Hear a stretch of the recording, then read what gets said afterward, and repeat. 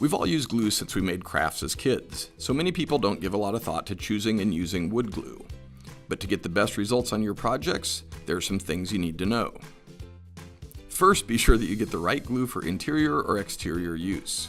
If you're building outdoor projects, the glue needs to say waterproof or for exterior use. Whatever glue you're buying, resist the urge to buy the large economy size, unless you'll use it all fairly quickly. Wood glue is only good for about 2 years. After that, it loses holding power.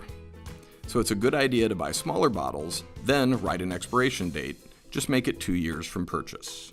Also, be sure you keep the bottle tightly closed since exposure to air causes the glue to start curing. When you apply wood glue, don't just run a bead.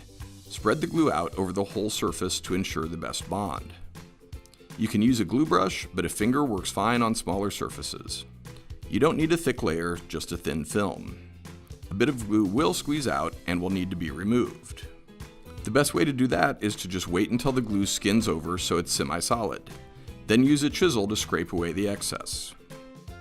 When clamping, you can often remove the clamps after 20 to 30 minutes. Just don't put any stress on the joint for 24 hours.